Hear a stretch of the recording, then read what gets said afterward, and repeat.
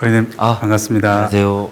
이번 21대 국회에서 문화체육 분야 비례대표로 21대 국회에 입상을 하셨는데 네네. 먼저 축하드립니다. 네. 초선 의원으로 첫 임시국회를 마친 소감은 좀 어떠십니까? 매우 바빴습니다. 제가 의정 활동을 처음에는 들어와가지고 잘할 수 있을까라는 어떤 좀 생각을 하고 있었는데, 그럴 생각할 시간도 없이 너무나 바쁜 어떤 국회였던 것 같습니다. 네, 이번 첫 임시국회에서 이른바 최숙현법을 대표 발의하시고 또 통과를 시켰는데요. 네. 선수 출신 또 감독 출신 의원으로서 의미가 남달랐을 것 같습니다. 네네. 좀 어떠셨습니까? 처음에는 우리 최숙현 선수가 이제 사망을 좀 했을 때는 이거에 대해서 정말 큰 이슈화가 사회적 이슈화가 되겠지라는 좀 생각을 했었습니다. 그래서 제가 아니더라도 어떤 이 체육회나 아니면 이제 정부에서 분명히 이 부분에 강하게 좀 잡아 나가야겠다라는 어떤 생각을 했었는데, 그렇지 않고 이 사건이 월요일이 되고 화요일이 되고 이 사건이 묻힌 거에 제가 좀 다소 좀 화가 좀 많이 났고, 이걸 어떻게 하면 이 선수 억울함을 좀 풀어줄까라고 생각을 하다가, 그래서 많은 좀 조사 끝에 판단을 해서 좀 기자회견이 시작된 게 이렇게 여기까지 오게 된 것 같습니다. 가장 먼저 이제 기자회견도 하셨고 네네. 또 관련 법안을 또 이제 발의도 하셨는데요. 이런 체육계 인권 침해를 해소할 법적 근거가 마련되긴 했지만 네네. 이런 근본적인 이런 문제들을 해소하기 위해서는 좀 어떤 뒷받침들이 필요할까요?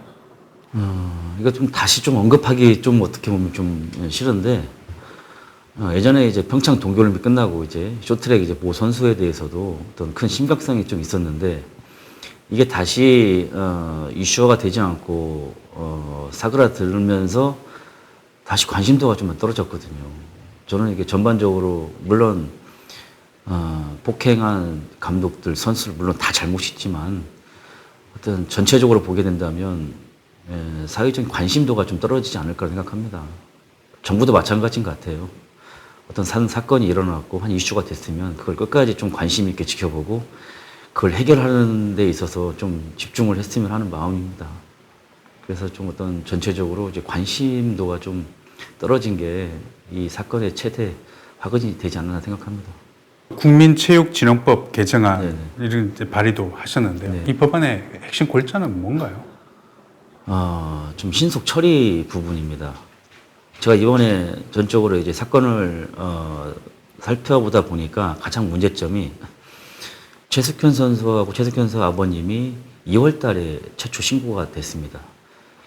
최초 신고가 경주경찰서에 됐지만은 경주시 체육회에서는 피해자와 가해자가 계속 지속적으로 한 숙소, 그다음에 한 운동부에서 지속적으로 생활을 같이 했던 겁니다.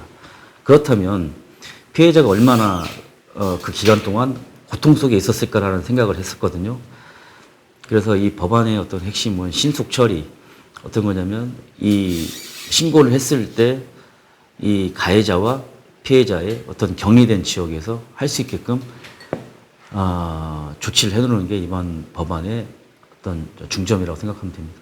네, 관련해서 네. 이제 또 스포츠 선진국 대한민국 5대 법안을 제정도 네네. 하셨는데 그 관련해서 또 체육인 복지법도 네네. 제정 발의를 하셨습니다. 네네. 그 관련된 내용도 좀 얘기해 주시죠.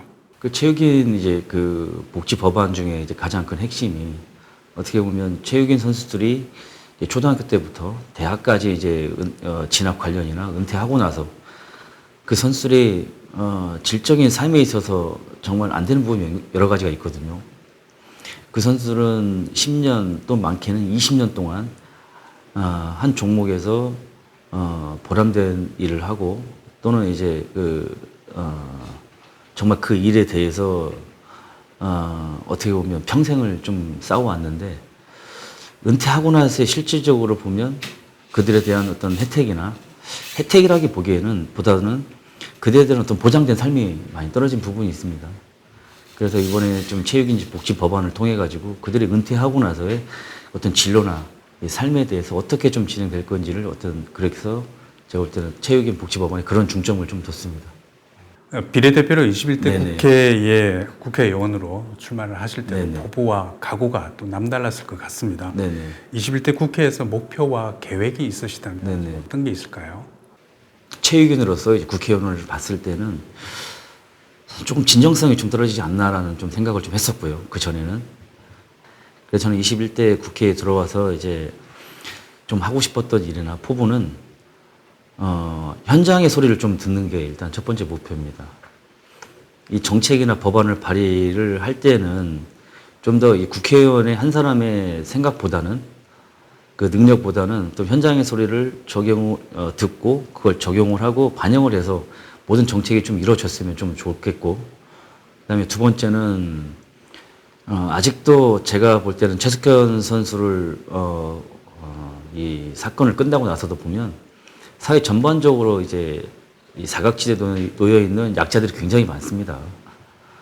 그래서 의정 활동을 물론 열심히 하겠지만 의정 활동 외에 좀 더 저는 그런 사회 전반적인 약자들에게 어떤 도움을 좀 바라는 약자들에게 좀 다가가서 좀 그 문제점을 듣고 그리고 그 문제점들을 해결할 수 있는 어떤 방안을 좀 찾는 게 21대 국회의 최종 목표입니다. 21대 정각회에서는 미래통합당 간사도 맡으셨습니다. 의원님께서는 불교와의 인연은 좀 어떻게 되십니까? 저는 어렸을 때부터 좀 불자 생활을 좀 했었고 또 부모님 또한 제가 어렸을 때 계속 잠깐 기억이 나는 부분이 전 전라북도 전주가 구청 고향입니다. 그래서 이제 부모님들 주말마다 이제 송황사도 가서 어떤 이제 불자 생활을 했던 것 같고, 그리고 커오면서 2010년도부터는 전 체육인 이제 불자 활동을 좀 시작을 했었습니다. 그래서 많은 시간은 이제 훈련이나 아니면 대회로 인해서 많은 시간을 뭐 할애를 하지 못했지만 항상 마음속으로는 이제 불자 신자라는 거 잊지 않고 이제 진행해 오고 있습니다.